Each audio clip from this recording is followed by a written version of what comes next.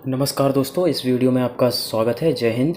इस वीडियो में जानेंगे अक्टूबर और नवंबर माह का मौसम पूर्वानुमान कि किस राज्य में कैसी बारिश हो सकती है, और यह वीडियो महत्वपूर्ण हो सकता है जो फसल की कटाई या फिर बुवाई करने वाले हैं। तो दोस्तों इस वीडियो को अंत तक देखिए। तो दोस्तों अभी एमजीओ इंडियन ओशन में है और अगले 2 या फिर 2.5 हफ्ते तक यह इंडियन ओशन में रहने वाला है, जो कि बंगाल की खाड़ी और कुछ अरब सागर में एक्टिव मानसून की कंडीशन रख सकता है। और पॉजिटिव इंडियन ओशन डाइपोल की वजह से एमजीओ इंडियन ओशन में आने के बाद स्ट्रांग हो गया है, जिसकी वजह से आपने अभी हाल में लगातार सिस्टम देखे हैं, जिसकी वजह से अच्छी बारिश सितंबर महीने में हुई है। यदि 1 से लेकर के 10 अक्टूबर की बात की जाए तो इस दौरान बंगाल की खाड़ी सबसे ज़्यादा एक्टिव रहने की संभावना है, क्योंकि 29 सितंबर को एक सिस्टम डेवलप होने वाला है जिसका असर लगभग अक्टूबर के पहले सप्ताह तक पूर्वी भारत में रहने की संभावना है और थोड़ी बहुत दूसरे सप्ताह की शुरुआत तक भी असर हो सकता है।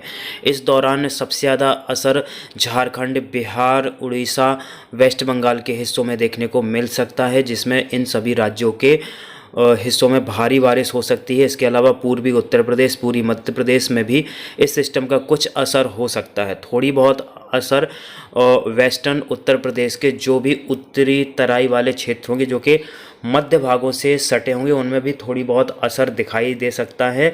उत्तराखंड के पूर्वी भागों में थोड़ा बहुत असर हो सकता है। महाराष्ट्र के दक्षिणी पश्चिमी और पश्चिमी हिस्सों में लगभग 2 से 3 तारीख तक मानसून एक्टिव रह सकता है। उसके बाद वेस्टर्न और सेंट्रल हिस्सों में मानसून कमज़ोर हो जाएगा, लेकिन 3-4 तारीख से लेकर के 6-7 तारीख के बीच पूर्वी महाराष्ट्र के हिस्सों में बारिश जारी रह सकती है और सामान्य के आसपास बारिश रहने की संभावना है। छत्तीसगढ़ के लगभग सभी हिस्सों में इक्वल बारिश हो सकती है और ज़्यादातर हल्की से मध्यम, कुछ हिस्सों में भारी बारिश होने की संभावना इस दौरान रहेगी। यानी कि पूर्वोत्तर भारत के अरुणाचल प्रदेश से लेकर के सिक्किम, मणिपुर, मेघालय, असम से लेकर जितने भी स्टेट हैं सभी में अच्छा खासा असर रहने वाला है और सामान्य से ज़्यादा बारिश होने वाली है। यानी कि इन 10 दिनों के दौरान पूर्वी भारत और कुछ मध्य उत्तर भारत के हिस्सों में सामान्य से ज़्यादा बारिश हो सकती है। शुरुआती 3-4 दिनों के दौरान उत्तर पश्चिमी भारत और पश्चिमी भारत से मानसून लौट चुका होगा, इसलिए राजस्थान से लेकर पंजाब, हरियाणा और इसके साथ साथ गुजरात के हिस्सों में बारिश की संभावना कम है। इसी प्रकार वेस्टर्न एमपी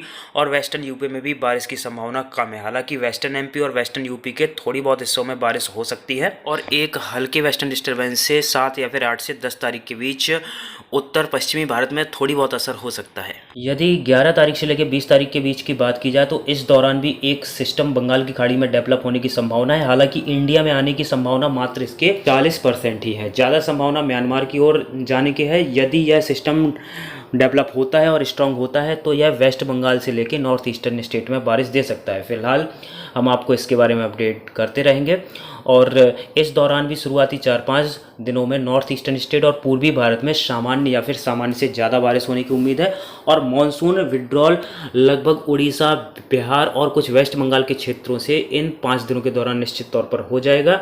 और इसके बाद नॉर्थ ईस्टर्न स्टेट से भी 20 तारीख आते आते पूरी तरह से मानसून विड्रॉल हो सकता है। और इन 10 दिनों के दौरान साउथ इंडिया में कोई विशेष बारिश होने की संभावना नहीं है। सामान्य से थोड़ी बहुत कम बारिश साउथ इंडिया में हो सकती है। सेंट्रल इंडिया में भी कोई खास संभावना नहीं है। और इन 10 दिनों के दौरान जो है 2 हल्के एक्टिव वेस्टर्न डिस्टर्बेंस आ सकते हैं, जिनका असर थोड़ी बहुत हरियाणा, पंजाब और थोड़ी बहुत राजस्थान के क्षेत्रों में आइसोलेटेड प्लेसेस में हो सकता है। इसके अलावा जो जम्मू कश्मीर, हिमाचल प्रदेश के भी कुछ हिस्सों में इनका असर हो सकता है। बाकी वेस्टर्न इंडिया में खास असर होने की संभावना नहीं है और सेंट्रल इंडिया तो लगभग सूखा ही रहेगा। इसके अलावा 21 तारीख से लेके 31 तारीख के बीच की बात की जाए तो इस दौरान 1 या फिर 2 हल्के से मध्यम एक्टिव वेस्टर्न डिस्टर्बेंस आ सकते हैं। जेट धारा थोड़ी दक्षिणायन हो सकती है, जिसका असर बारिश के रूप में उत्तर पश्चिमी भारत और कुछ पश्चिमी भारत के हिस्सों में देखा जा सकता है। यदि फोरकास्ट सही साबित होता है तो जम्मू कश्मीर, हिमाचल प्रदेश के अलावा हरियाणा, पंजाब, उत्तर प्रदेश के कुछ पश्चिमी भाग, दिल्ली एनसीआर के अलावा राजस्थान के कुछ आइसोलेटेड या फिर खंड इलाकों में, गुजरात में थोड़ी इक्का दुक्का स्थानों में असर हो सकता है और सामान्य के आसपास बारिश हो सकती है। तो दोस्तों पूर्वी भारत में सामान्य से कम बारिश होने की संभावना है। इस दौरान नॉर्थ ईस्टर्न मानसून भी आ जाएगा, लेकिन कोई खास सिस्टम उभरने की संभावना शुरुआत में नहीं है। हालांकि लगभग आखिरी सप्ताह के आखिर से एक सिस्टम उभर सकता है। एमजीओ की स्थिति फिर से इंडियन ओशन में लगभग अक्टूबर के आखिरी या फिर नवंबर के शुरुआती हफ्ते से एक्टिव हो सकती है। एमजेओ के आने से जो है नॉर्थ ईस्टर्न मानसून एक्टिव हो सकता है।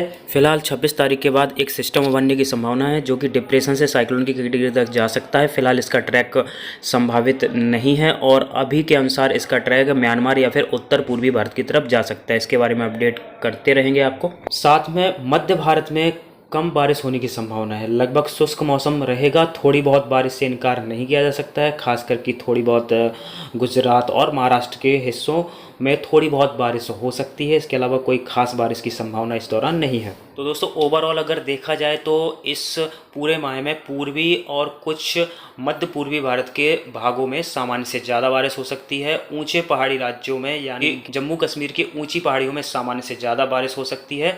हरियाणा, पंजाब और उत्तराखंड, हिमाचल में भी थोड़ी बहुत बारिश हो सकती है, यानी एक दो स्थानों में सामान्य बारिश होने की भी संभावना व्यक्त कर सकते हैं। थोड़ी बहुत केरल के दक्षिणी क्षेत्र, तमिलनाडु के कुछ क्षेत्रों में सामान्य से ज़्यादा बारिश होने की उम्मीद है। बाकी क्षेत्रों में लगभग सामान्य या फिर सामान्य से कम बारिश होने की ही संभावना है। यदि नवंबर माह की बात की जाए तो इस दौरान एमजेओ फिर से इंडियन ओशन में आ सकता है, जिसके बाद यह अरब सागर से सिस्टम डेवलपमेंट के लिए महत्वपूर्ण भूमिका निभा सकता है, जिससे कि दक्षिण भारत में अरब सागर, बंगाल की खाड़ी दोनों ही समुद्रों में एक एक सिस्टम डेवलप होने की संभावना रहेगी और बंगाल की खाड़ी से 2 सिस्टम डेवलप हो सकते हैं। अरब सागर में भी एक सिस्टम डेवलप होने की संभावना है और इस दौरान जेट धारा भी थोड़ी नीचे आ सकती है। लगभग नवंबर के शुरुआती सप्ताह के अंत से ही जेट धारा नीचे आ सकती है, यानी कि दक्षिण हो सकती है, जिसकी वजह से हल्के या मध्यम प्रकृति के वेस्टर्न डिस्टर्बेंस आ सकते हैं और लगभग तीनों हफ्तों में एक एक सक्रिय वेस्टर्न डिस्टर्बेंस जो कि हल्के से लेके मध्यम प्रकृति का हो सकता है और आखिरी सप्ताह में एक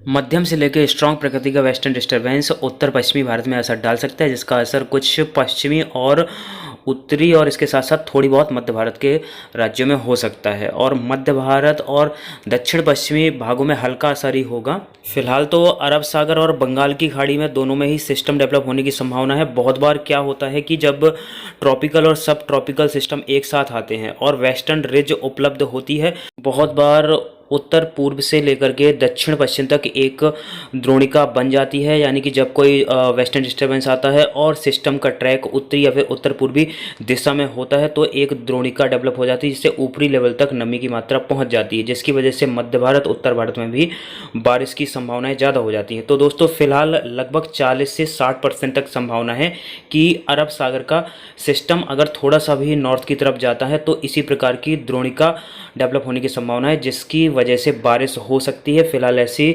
लगभग 40 से 60% संभावना है, जिसका असर मध्य प्रदेश से लेकर उत्तर प्रदेश, गुजरात, कुछ राजस्थान और महाराष्ट्र के हिस्सों में हो सकता है। इसके अलावा पूर्वी भारत के क्षेत्रों में भी थोड़ा बहुत असर हो सकता है। और इस प्रकार से अगर देखा जाए तो उत्तर पश्चिमी भारत और पश्चिमी भारत के ज़्यादातर हिस्सों में सामान्य के आसपास बारिश होने की संभावना है, क्योंकि फिलहाल के अनुसार तो सक्रिय वेस्टर्न डिस्टर्बेंस और ट्रॉपिकल सिस्टम के असर की संभावना ज़्यादा दिख रही है। इसके अलावा मध्य भारत में भी कुछ क्षेत्रों में सामान्य और कुछ क्षेत्रों में सामान्य से कम बारिश हो सकती है। पूर्वी भारत में भी सामान्य के आसपास बारिश होने की संभावना है। सिर्फ दक्षिण पूर्वी भागों में खासकर कि त्रिपुरा और उसके आसपास के जितने भी प्रदेश हैं सामान्य से कम बारिश हो सकती है। वेस्ट बंगाल में भी थोड़ी हिस्सों में सामान्य से कम बारिश की संभावना है और इसके अलावा उत्तर पूर्वी भारत में सामान्य के आसपास बारिश हो सकती है। दक्षिण भारत में भी ज़्यादातर सामान्य बारिश होने की संभावना, कुछ क्षेत्रों में सामान्य से ज़्यादा और लगभग 20 से 30% क्षेत्रों में सामान्य से कम बारिश होने की संभावना है। खास करके पूर्वी साइड के जो राज्य होंगे, खास करके आंध्र प्रदेश के कुछ पूर्वी हिस्से और तमिलनाडु के पूर्वी हिस्सों में सामान्य से थोड़ी कम बारिश होने की संभावना व्यक्त की जा सकती है। गुजरात, राजस्थान और हरियाणा, पंजाब समेत मध्य प्रदेश के कुछ हिस्सों में सामान्य बारिश और कुछ क्षेत्रों में सामान्य से ज़्यादा बारिश की संभावना है और उत्तराखंड में सामान्य से कम बारिश हो सकती है। हिमाचल प्रदेश, जम्मू कश्मीर में सामान्य से ज़्यादा बारिश होने की संभावना है। छत्तीसगढ़, उड़ीसा, झारखंड, बिहार में भी सामान्य के आसपास बारिश लगभग 30 से 40% क्षेत्रों में हो सकती है। थोड़ी बहुत क्षेत्रों में ज़्यादा बारिश भी हो सकती है और उसके अलावा बाकी क्षेत्रों में सामान्य से कम बारिश की संभावना है। तो दोस्तों ओवरऑल यह नवंबर का माह अच्छा साबित हो सकता है और सामान्य से ज़्यादा बारिश पूरे देश में होने की संभावना है। साथ में 1 या 2 साइक्लोन भी डेवलप होने की संभावना है। जल्द ही हम दिसंबर से लेकर के फरवरी माह के लिए विंटर फोरकास्ट लेकर के आएंगे, जिसमें कि आपको किस प्रकार के वेस्टर्न डिस्टर्बेंस इन पूरे 3 माह में आ सकते हैं और कैसी ठंड हो सकती है, हम आपको इसकी पूरी जानकारी वीडियो के माध्यम से कल देंगे। आप सभी का धन्यवाद।